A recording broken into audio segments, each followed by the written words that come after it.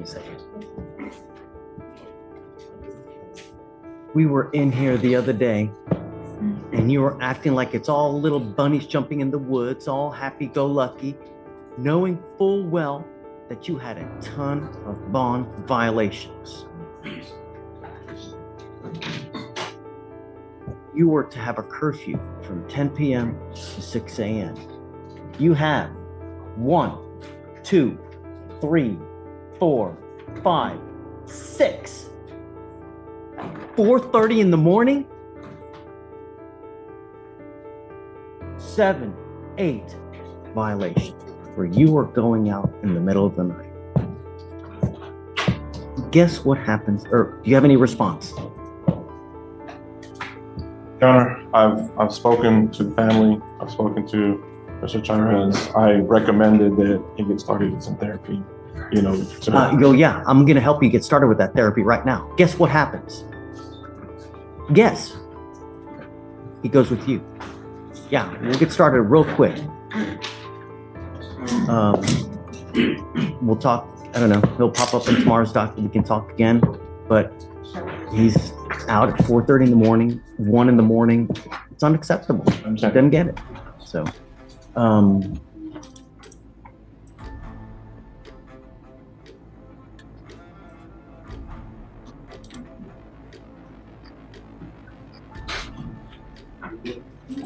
good morning, Mr. Battaglia. Sir, you're charged with terroristic threat. You're also charged with assault of a family member. Sir.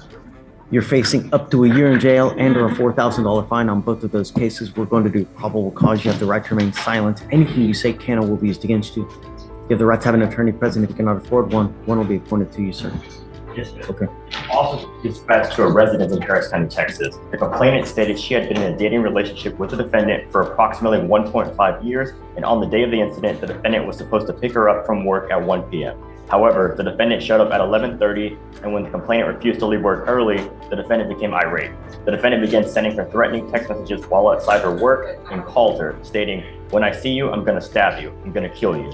The complainant's brother picked her up from work, and the following day, the defendant told the complainant he was gonna come beat her up.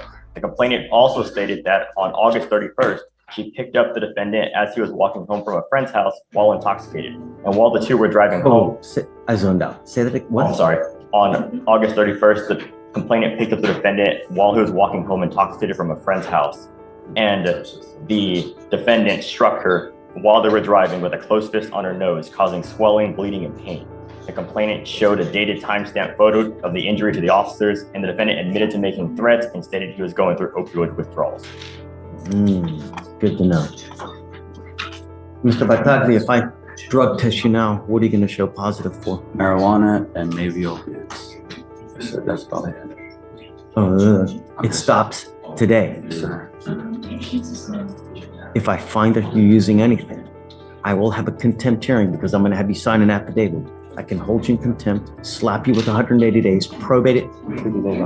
Shh. Guys, please, he can't hear it. If I find that you're using, I will put you into a rehab facility in the jail. And I'm going to tell you now, it's a 6-month program at a minimum, depending on how well you respond to treatment. No more opiates, and I'm going to test you like crazy. You will be coming here on a constant basis to show me that you're not using. Do you understand? Yes, sir. No alcohol, no illegal drugs, no opioids, nothing. No weapons, and I'm also ordering you not to have contact with the complaining witness in this case as well. Yes, monitor on you right now? Yes, sir. Okay. Let's do this. I'm going to send him for a drug test right now as well. How old are you, sir? What do you do for a living? DoorDash shift, and I recently got another job with pulling and terminating cat cables. That's all. Do you have a valid Texas driver license? Yes, sir. Do you have valid liability insurance? Please. Can we reach out to the MAC for Mr. Battaglia? I'm going to send you for a drug test, and then I'm going to have you come back. We'll talk when you get the lawyer assigned to him. No, don't take it off just yet. Leave it on for now. Right. Let's just send him for a drug test, and then we'll have him talk to the lawyer when we get back, and then we'll go from there. I just want to know if that's pending. I'm sending you for a drug test. You must take the test. That's fine. Come right back. If you fail to take the test, if you fail to come back, I'm gonna make both of your bonds so high, you're gonna have teeth falling out. Okay? I'm gonna have you sign a reset with Victoria. You're gonna.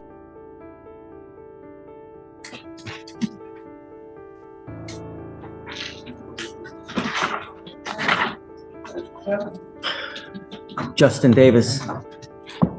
Is that you? Mr. Davis, you're charged with indecent exposure. You're facing up to 6 months in jail and or a $2,000 fine. We're going to do probable cause. You have the right to remain silent. Anything you say can or will be used against you. You have the right to have an attorney present. If you cannot afford one will be appointed to you, sir. The complainant was jogging at White Oak Bayou Park in Harris County, Texas, and the complainant observed the defendant naked and masturbating next to a pool located inside Stewart Park. The complainant could see the defendant's penis, which was an open view of anyone walking on the trail. The officers arrived and observed the defendant sitting near the pool without pants and underwear and continuing to masturbate.